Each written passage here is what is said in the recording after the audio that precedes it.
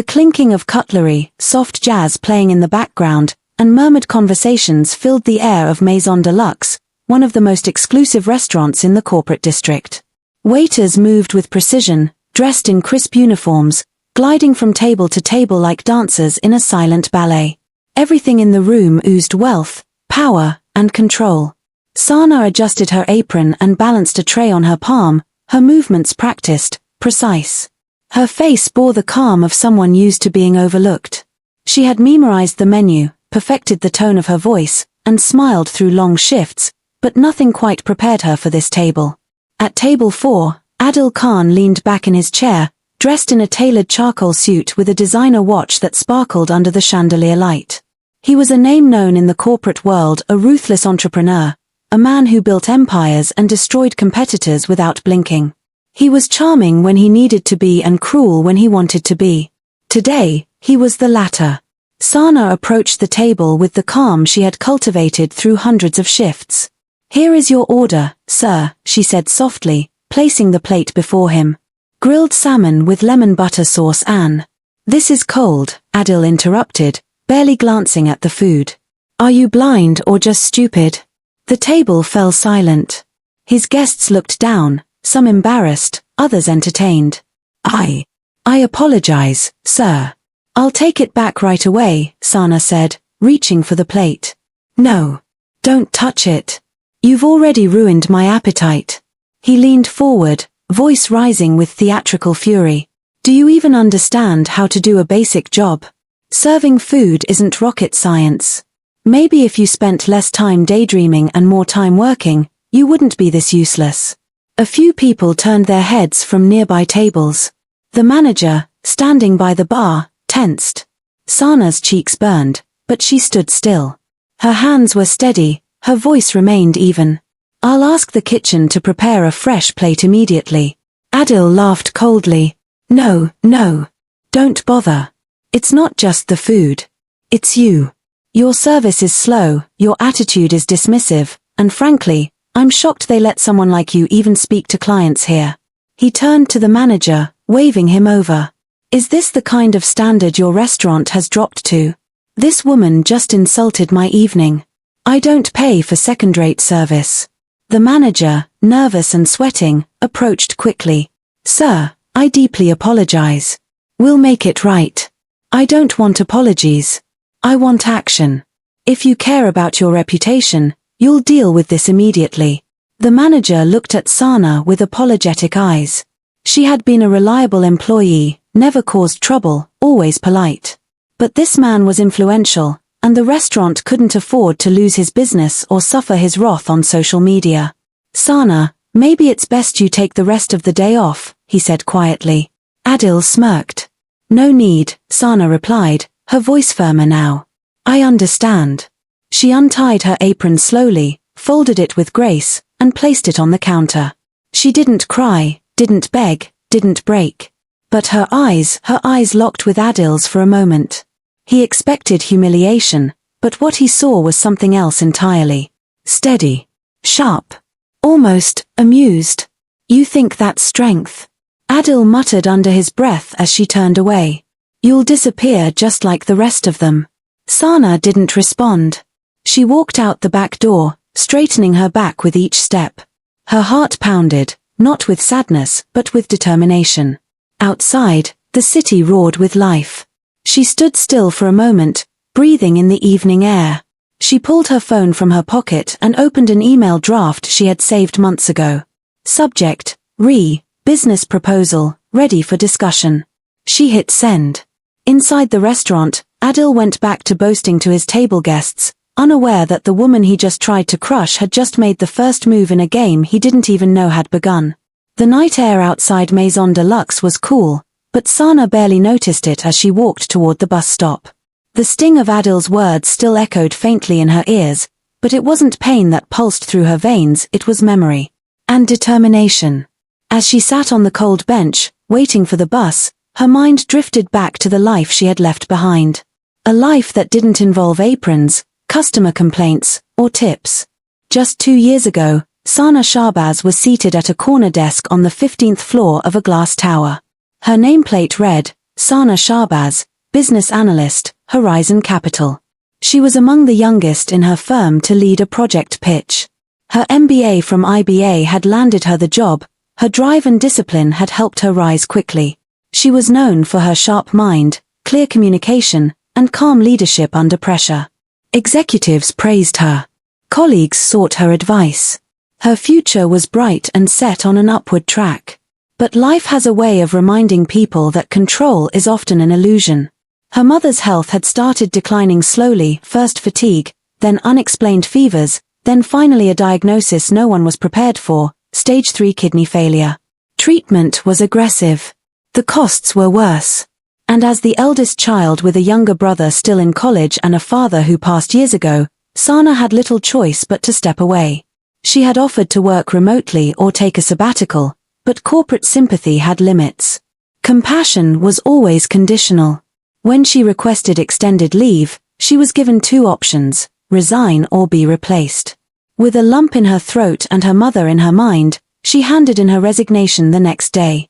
What followed were months of hospital visits, prescription receipts, late nights managing her mother's care, and watching her savings disappear like water down a drain. The once polished analyst traded her blazers for simple clothes and her laptop for a notepad at a bustling cafe. Sana never complained. She adapted.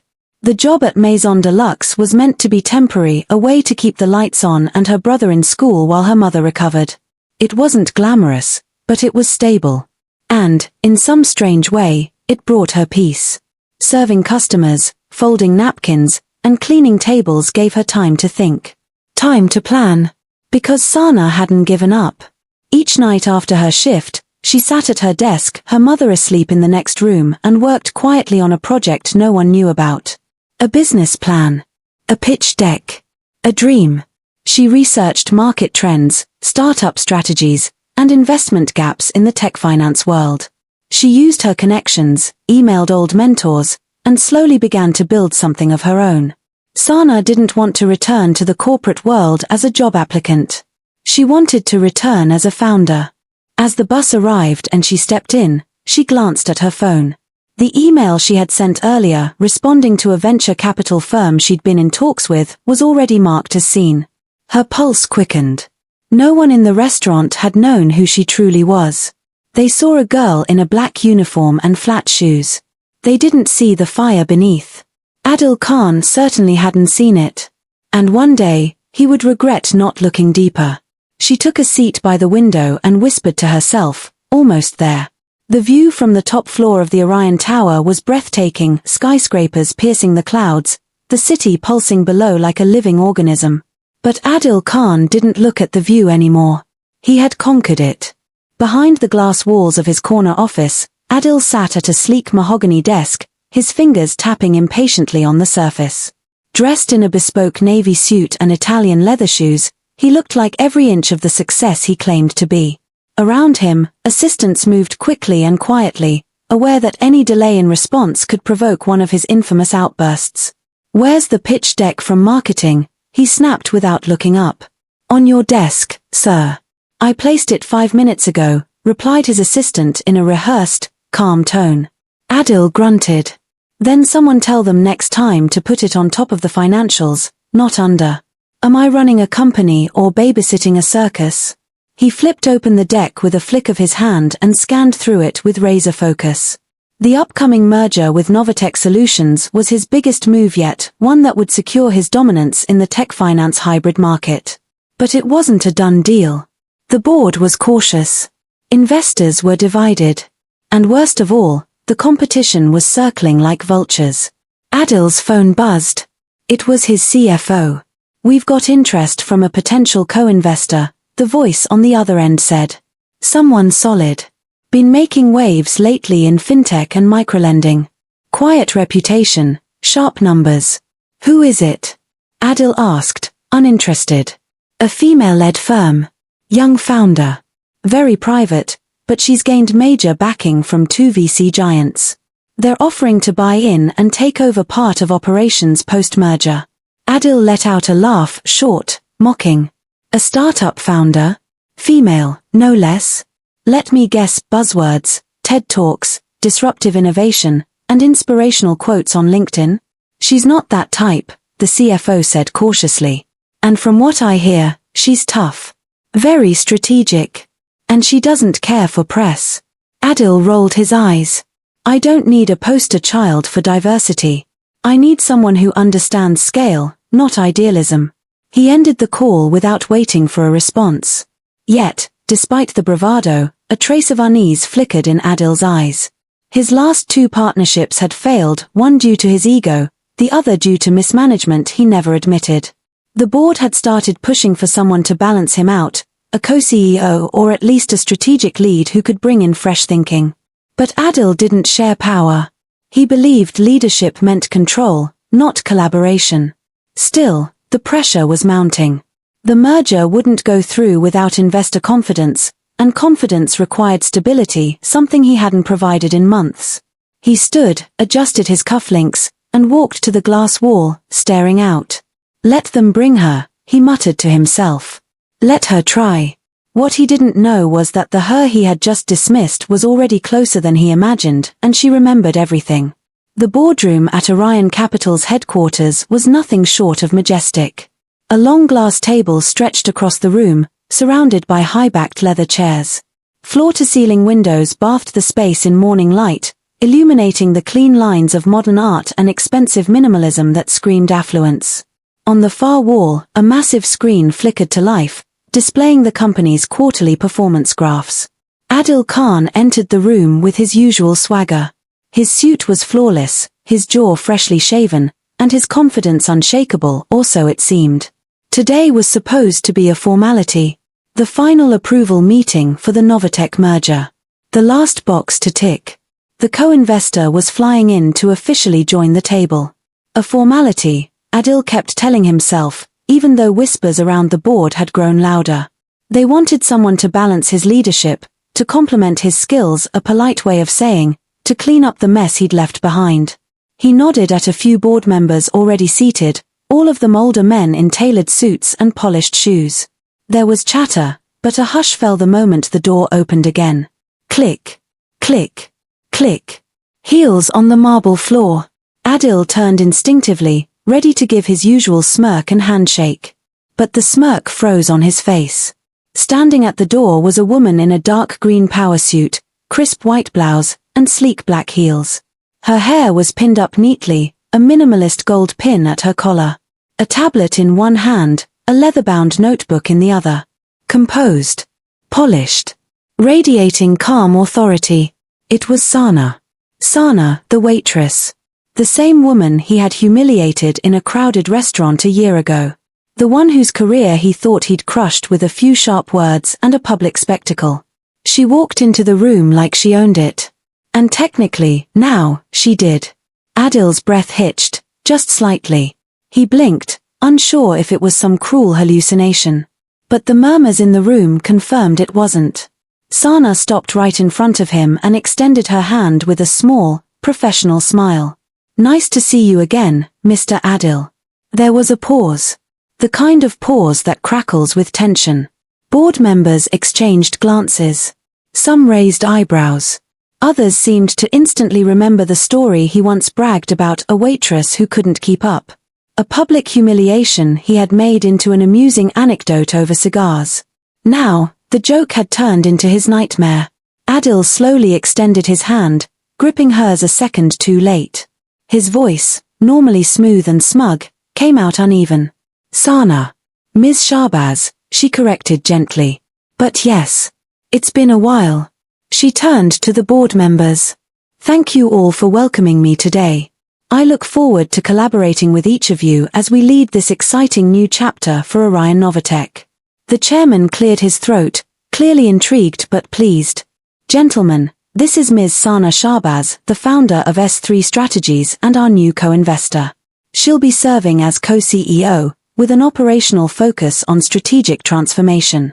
Adil's eyes remained fixed on her, but Sana had already moved past him, taking a seat at the head of the table, his seat. Or rather, their seat now.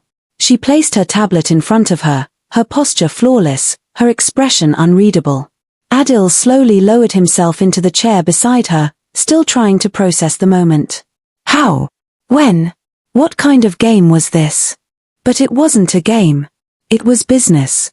It was justice, earned with patience, built in silence. Sana didn't gloat. She didn't smirk. That was the most unnerving part. She didn't need to. Her presence was enough. She had let the facts speak, let her work carry her forward. And now, without raising her voice or returning his cruelty, she had claimed her seat. The board meeting began, and Adil tried to listen. He really did. But his ears rang with the sound of her words. "Nice to see you again, Mr. Adil." Yes, it was nice. For her. The days following the board meeting were anything but smooth. Adil paced the length of his office, hands in his pockets, jaw tight with tension. The skyline outside seemed distant now, like something no longer within reach. He was used to being the center of gravity in every room, the sun around which others orbited. But since Sana Shahbaz had entered the building, the dynamic had shifted, subtly but powerfully. And it burned. His phone buzzed with a calendar notification. Joint Leadership Strategy Session, 11 a.m., Conference Room C. With a scoff, he slammed the phone down. He wasn't used to joint anything. By 10:58, he walked into the room, shoulders squared, expecting the usual awkwardness from others, maybe some quiet support. Instead, he was greeted by calm order. Sana was already seated, a digital presentation queued up, and the room was full, department heads, senior executives, even a few board observers. Everyone looked at her with a kind of interest he hadn't seen in a long time, respect, even admiration. "Good morning," she began, her voice firm but welcoming. "Let's talk about where we're going from here." She gestured toward the screen. The first slide read, Orion Novatech Vision 2.0, Agile, Accountable, Scalable. As most of you know, I now hold 51% of Novatech's shares. With the merger finalized, that translates into controlling interest in the integrated venture, she said plainly. That makes me your co-CEO. But titles aside, I'm here to build something that lasts. Adil's fists clenched under the table. She wasn't just here to play executive. She was here to lead. We will be restructuring the product pipeline, focusing on underperforming units, and investing in AI-driven analytics for finance. I've brought in 2 advisors from S3 Strategies who will begin assessment this week. She clicked through the slides. Every point was sharp, every strategy data-backed, her language laced with action terms that only real leaders used: optimize, expand, decentralize, forecast.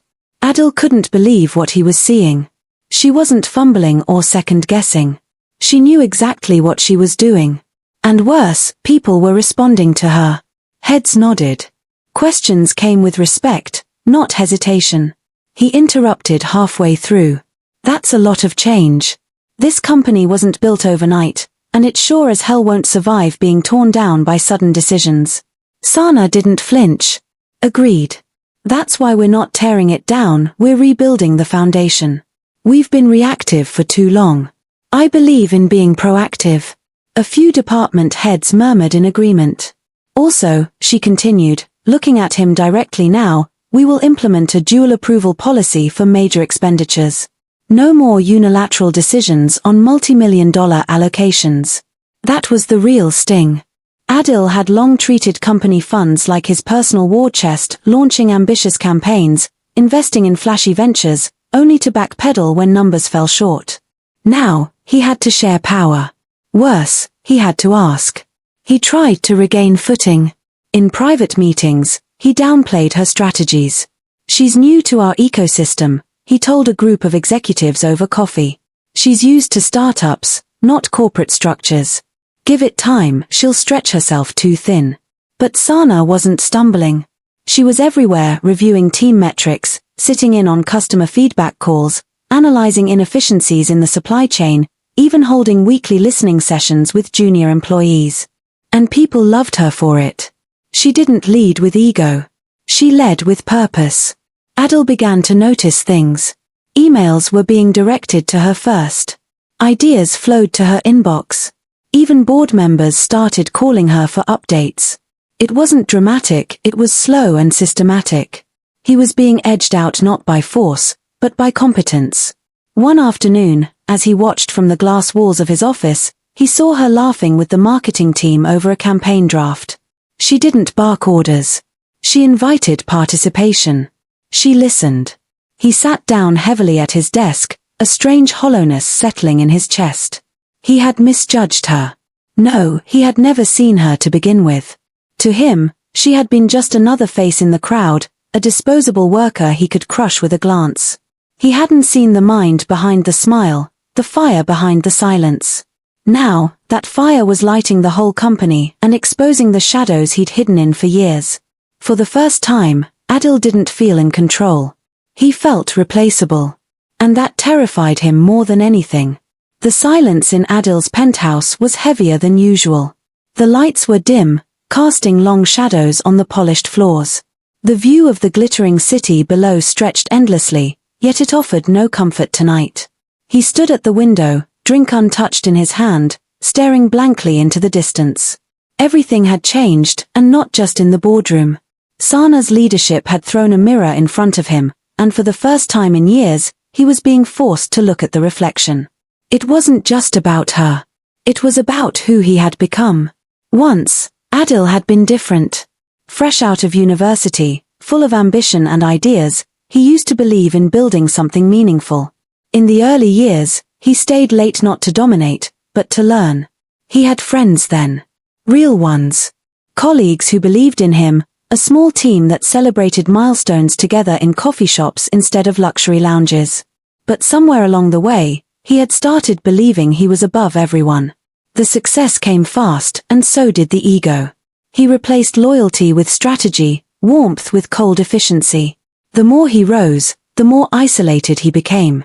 He remembered the first investor who had backed out of a deal because of his treatment of staff. He remembered the quiet resignation of his longtime assistant, Arma, who had served him faithfully for 6 years until he humiliated her in front of a client for a scheduling error. He had called it necessary toughness. Now, it felt more like cruelty dressed up as control. The breaking point came the next morning when he opened an internal staff survey. Sana had initiated a report she had copied him on out of protocol. He scanned the anonymous employee comments. He doesn't listen. It's his way or the highway. We're scared of making mistakes, not because of the consequences, but because of the way he speaks to us.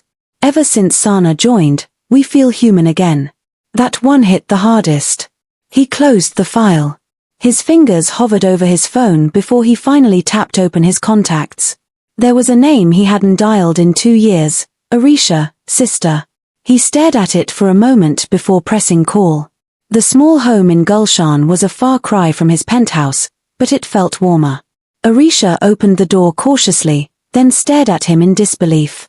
Adil? I was in the area, he said weakly. She stepped aside. Lying never looked good on you. He gave a sad smile and walked in.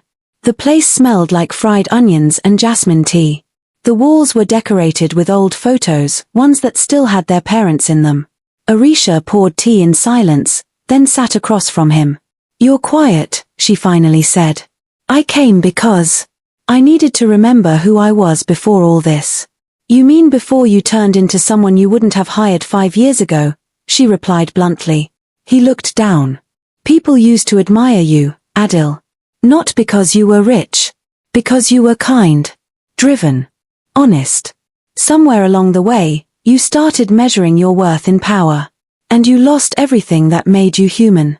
I didn't mean to, he said. I just wanted to win. Arisha softened. And now? I don't know. I'm working with someone I once insulted in the worst way possible.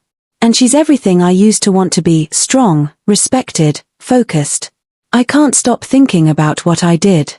Not just to her, but to everyone. She leaned forward. Then say it. Start there. Say it to her. Say it to the people you hurt. You don't need to prove you're perfect. You just need to prove you've changed. Adil exhaled slowly. The tea had gone cold, but something in him had warmed. That night, as he drove back through the city lights, he felt the weight of 2 possible futures. One where he clung to his ego and continued to crumble in silence. And another where he faced his past, one apology at a time. The headline hit social media at 6:47 a.m. Orion Novatech accused of data breach, customer info leaked in internal security lapse. Within an hour, #Orion leak was trending. Blogs, tech influencers, and financial news outlets were in a frenzy. The company's stock dipped 11% before the markets even opened. By 9 a.m., the executive war room was filled with urgency. The long table was cluttered with laptops, coffee cups, and panicked voices. Department heads argued over timelines. Legal counsel debated wording. Public relations scrambled to draft a statement. In the middle of it all, Sana stood calm, scanning the situation with analytical precision. Across from her, Adil paced, frustrated and fuming. "This is a nightmare," he barked, slamming his palm on the table. "This kind of press can kill an entire merger.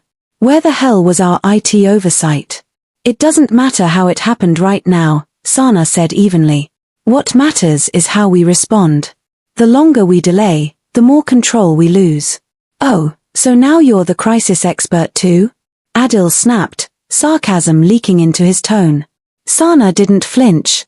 "No. I'm the co-CEO of a company in crisis. Same as you." The room fell into tense silence. The chairman, watching from the corner, cleared his throat. "You two need to lead this together. Like it or not." And just like that, they were forced into an unlikely partnership. Sana called for a private strategy session, insisting on a 2-hour lockdown in the media room. Adil agreed, albeit with visible reluctance. Behind closed doors, the air between them crackled. "We need transparency," Sana began, laying out a draft response. "Denying the breach will backfire. We confirm the incident, take responsibility, and outline our corrective measures clearly." Adil glanced at the paper and snorted. "You want us to admit fault? Publicly?" "Yes. Because the truth will surface anyway. Better it comes from us than from a leak." He crossed his arms. "This isn't damage control, it's a surrender." "It's strategy," she countered. "When you're in a storm, pretending it's sunny doesn't stop the rain." Their eyes locked, hers steady, his guarded. For a moment, the silence said more than words. Then, slowly, Adil sat down. "Fine. Walk me through it." And she did. Sana outlined a step-by-step communication plan, an immediate public statement, followed by a live Q&A with senior executives, a customer compensation offer, and a third-party cybersecurity audit to rebuild trust. It was bold, but calculated. Risky, but authentic. Adil listened, asking questions not to undermine, but to understand. For the first time, he wasn't trying to overpower her. He was learning from her. "You've done this before," he murmured after a while. "Something similar," she said. "At Horizon, just before I left." He looked at her differently now, not as the woman he once dismissed, but as a leader with foresight, clarity, and integrity. By the afternoon, the plan was in motion. The statement was released. The press was called. And Sana and Adil stood side by side before the cameras, facing the world together. She spoke first, with poise and directness. Then Adil stepped forward. "We take this situation seriously," he said.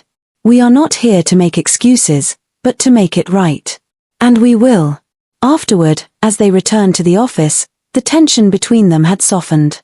"That was impressive," Adil admitted quietly. "You kept your head when mine was about to explode." Sana looked at him, her tone neutral. "It's not about keeping your head. It's about knowing what's at stake." "I've been wrong about a lot," he said after a pause. "Especially about you." She looked at him, unsure whether to believe it.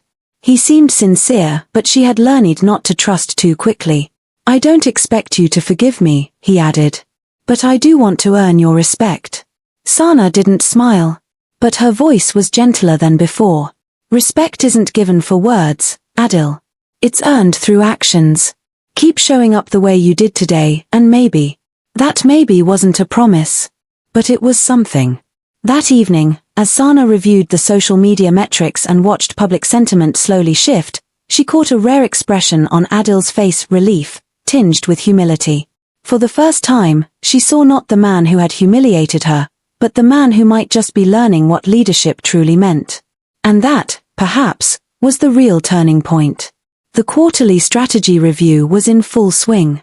The Orion Novatech boardroom was packed. Screens displayed projections and KPIs, and the room buzzed with quiet intensity. Investors, analysts, and senior executives filled every seat.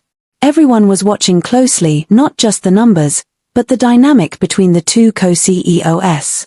Sana stood at the front of the room, walking the board through their post-crisis recovery progress. Her presentation was seamless, concise, clear, and impactful. Charts revealed a steady bounce back in customer confidence, and positive media traction was highlighted on a separate slide. When she finished, the board applauded lightly, more than corporate politeness, less than celebration. The chairman nodded approvingly. Then it was Adil's turn. He walked to the front of the room, unusually quiet, holding no slides or documents. Instead of launching into financials, he paused, facing the people seated before him, people who had known him for years. Some respected him, others feared him, but few had ever seen him vulnerable. He turned slightly toward Sana, who stood to the side, arms folded calmly. "I had prepared a full breakdown of upcoming tech integration forecasts," he began, "but I'll keep it short. Because there's something more important I need to say first." The room quieted. "When we began this merger, I expected to face challenges, market, investor, operational. But I didn't expect the most humbling lesson to come from within these walls." He looked directly at Sana. "Ms. Shahbaz," he said formally, his voice steady but softer than usual, "I owe you an apology. Not just for underestimating your leadership, but for how I treated you before we ever stepped into this boardroom together." A shift ran through the room. Eyebrows raised. Fingers paused mid-typing. It was unprofessional. It was disrespectful. And it was wrong. Sana's expression didn't change, but her eyes met his, unreadable. Adil continued, "You've led this company through a crisis with clarity, strength, and purpose. The credit belongs to you as much as, if not more than, anyone else in this room. And I needed to say this here, publicly. Because a private mistake doesn't deserve a private apology when it impacted someone so publicly." The room was still. The moment was real, without flourish, without ego. For once, Adil wasn't performing. Sana stepped forward, slowly, and after a quiet beat, spoke. "It takes strength to admit weakness, Adil," she said calmly, her voice carrying. "And it takes character to do it in front of the same people who once saw you at your worst." She offered a brief nod. "Thank you." Adil nodded back, grateful and still a little shaken. The chairman cleared his throat. "Well then, let the record show this company isn't just evolving in strategy, but in spirit." The room exhaled. And for the first time since they had become co-leaders, Sana and Adil stood side by side, not as rivals, but as equals. Weeks had passed since the public apology, and the atmosphere at Orion Novatech had transformed. Gone were the tense silences, the power plays, and the undercurrents of mistrust. In their place stood something rare in the corporate world, genuine partnership. The company was thriving. Customer retention had improved, investor confidence was high, and new collaborations were flowing in from firms that had previously kept their distance. Internally, teams worked more freely, more creatively. The leadership had set the tone, and that tone had changed. Adil was no longer the storm in the boardroom. He arrived early to meetings, listened with intention, and asked for input from people he used to ignore. Employees noticed it first in the small things. He remembered names, said thank you, and even cracked the occasional joke without condescension. In one weekly check-in, a junior designer had pitched a bold idea. Adil had paused, considered it, and said, "Let's test it." Good thinking. The room had gone silent, then buzzed with quiet excitement. It was a new era. And Sana? She no longer held her breath in meetings or braced for resistance. Her voice carried weight, not because she demanded it, but because she had proven her worth time and time again. She didn't lead through force or fear. She led through clarity, vision, and results. Her guard had lowered, too, not out of naivety, but out of earned trust. She and Adil had found a rhythm, one that balanced his strategic aggression with her thoughtful precision. They disagreed, sometimes even fiercely, but they listened. And when decisions were made, they stood united. One afternoon, after finalizing a groundbreaking partnership deal, they stood on the rooftop terrace overlooking the city. "We actually make a good team," Adil said, half smiling. Sana nodded. "We do. Even if it didn't start that way." He looked at her with genuine respect. "I'm glad it didn't end the way it started." She met his gaze, her voice steady. "So am I." The skyline stretched before them, endless, full of possibilities. And behind them, a past that no longer defined them. The soft clinking of cutlery and low hum of conversation filled the air of Maison de Luxe, just as it had a year ago. The chandeliers still glowed with quiet elegance, and the staff moved with orchestrated grace. But for Sana, everything had changed. She walked in alone this time, no uniform, no tray in hand. She wore a tailored navy blue suit, subtle gold jewelry, and carried herself with the ease of someone who no longer needed to prove anything. She took a seat by the window. As she waited for her coffee, a sudden crash rang out nearby. A young waitress, no older than 20, stood frozen in shock. A tray lay on the floor, glasses shattered across the marble. All eyes turned toward her. She stammered apologies, flustered and red-faced. Sana stood and walked over without hesitation. "It's okay," she said gently, kneeling beside the girl. "Happens to the best of us." Together, they picked up the pieces.